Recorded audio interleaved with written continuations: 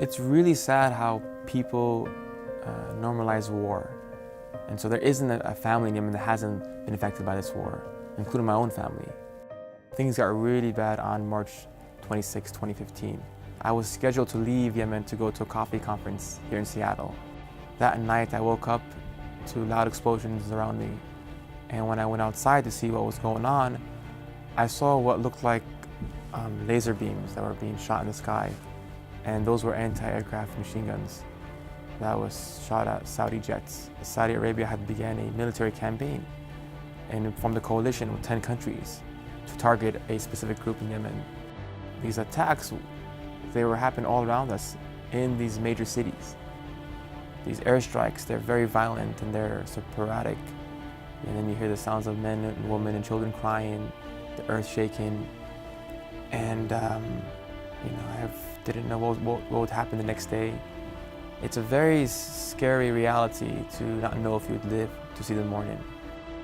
Thankfully, the morning came and I went to book a flight to leave, but they had bombed both civilian airports in Yemen, and they enacted a no-fly zone and stopped all the naval activity, so there was no way to leave the country.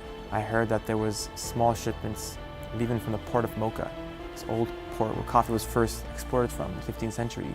And so when I got to the port, there was a small dinghy, a small fishing boat, and that was my only option, and so I took that boat. I went back 5 months after that boat ride, and I go back every year to work with my farmers. And even now when I go back, I put myself at extreme risk.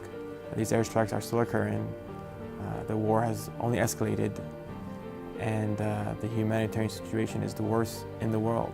There are people who are dying because they can't reach a hospital or get the right medical equipment. We've lost family members through airstrikes, through mortar attacks. I have family members who are stuck in Djibouti or in Cairo or in Amman who can't come to the US because of the visa restrictions. What if I wasn't a US citizen and didn't have this passport and I got to Djibouti? And I think about that sometimes, a lot. As an American, I felt ashamed and I felt angry because I knew that those bombs weren't made in Saudi Arabia.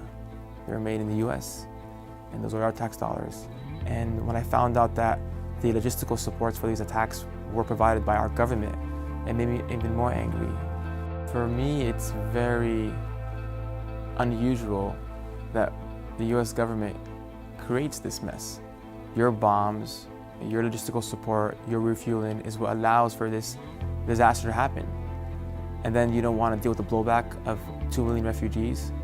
On top of that, you enforce these immigration policies that only further strangle the people in Yemen.